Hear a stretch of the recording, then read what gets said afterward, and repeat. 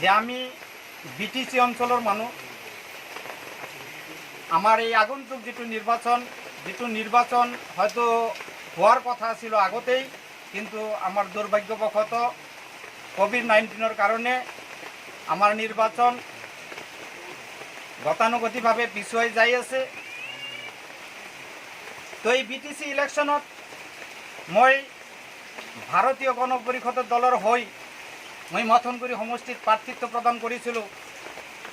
আৰু এই প্ৰাৰ্থিত্ব প্ৰদান কৰাৰ মোৰ এটাই লক্ষ্য আছিল, যেটো হ'ল বিগত দিনৰ বিপিএফ দলৰ যেটো কাৰ্যকলাপ, এই বিপিএফ দলৰ যেটো কাৰ্যকলাপ, এই কাৰ্যকলাপৰ প্ৰতি আমি সঁচাকৈয়ে চিন্তিত আছিলোঁ যে বিগত দিনত কাৰ্যকলাপত বিপিএফ দলে যিখিনি কৰিলে, আগন্তুক দিনতো যদি বিপিএফ দলে আকৌ যদি আমি ক্ষমতালৈ আনো, তেতিয়াহ'লে আমাৰ বিটিসি অঞ্চলৰ উন্নতি নহয় পেলাই অৱনতিহে হ'ব।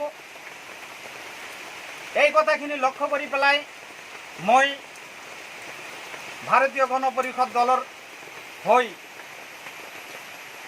একমাত্ৰ মথনগুৰি সমষ্টিতে ভাৰতীয় গণ পৰিষদ দলৰ প্ৰাৰ্থী মই সুবল দাস নমিনেশ্যন জমা দিছিলোঁ। কিন্তু আমাৰ লক্ষ্য আৰ উদ্দেশ্য এটুৱে যে আমাৰ বিটিসি অঞ্চলত আমি বিপিএফ দলত যেনেকৈ হওক উৎখাত কৰিব লাগে, লগতে আমাৰ বিজেপি দলৰ যি কাৰ্যকলাপ, আমাৰ বিটিসি বা বিটিআৰক লৈ যেটো বিজেপি দলৰ যেটো চিন্তাধাৰা, সেই চিন্তাধাৰাক আমি উৎখাত কৰি পেলাই ইয়াতে আমি এনেকুৱা এটা দল, যেটো দল আমি চাইছোঁ, আমি লক্ষ্য কৰিছোঁ, যেটো ইউপিপিএল দল, এই দলৰ যেটো নীতি আদৰ্শ আৰু মথনগুৰি সমষ্টিত যিজন প্ৰাৰ্থিত্ব প্ৰদান কৰিছে ইউপিপিএল দলৰ হৈ শাহজাহান আলী আহমেদ, এখেতে মোৰ আগৰ পৰাই ঘনিষ্ঠ বন্ধু। তেখেতে প্ৰতিদ্বন্দ্বিতা কৰা আৰু মই কৰা একেই কথা।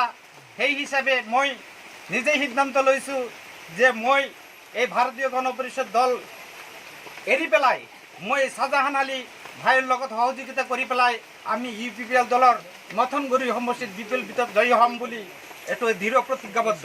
মই আশা ৰাখিছোঁ যে বিগত দিনৰ যেটো আমাৰ বিপিএফ দলৰ যিজন MCLA আছিল গৌতম দাস, তেখেতৰ যেটো কাৰ্যকলাপ মই নমিনেশ্যন জমা দিয়াৰ পিছত মই বিভিন্ন আমাৰ মথনগুৰি সমষ্টিৰ অন্তৰ্গত অঞ্চলত মই কমিউনিকেশ্যন কৰিছোঁ। কমিউনিকেশ্যন কৰাৰ পিছত মই যেটো লক্ষ্য কৰিছোঁ যে এই গৌতম দাসক তেখেতসকলে ভোটাৰসকলে, মথনগুৰি সমষ্টিৰ ভোটাৰসকলে ডিনাই কৰিছে। ডিনাই কৰাৰ পিছত তেখেতে কি কৰিছে, আজিৰ দিনত বিজেপি দলত যোগদান কৰিছে। আৰু আমাৰ প্ৰকৃত ভোটাৰ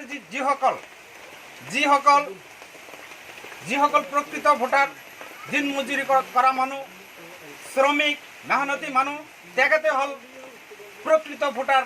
তেখেতে জানে প্ৰকৃত ৰাজনীতি।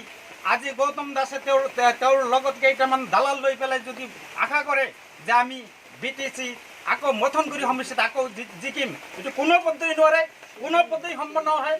কাৰণ কি আমাৰ যিসকল আম জনতাই ৰাজনীতি ভালকৈ বুজি পায়, এইবাৰ আমি যিদিনাৰ পৰাই মই ইউপিপিএলত যোগদান কৰিম বুলি মই মনতে সিদ্ধান্ত লৈছোঁ, তেতিয়াৰ পৰাই আমি বিভিন্ন অঞ্চলত মই কথাখিনি ৰাইজৰ আগত দাঙি ধৰিছোঁ।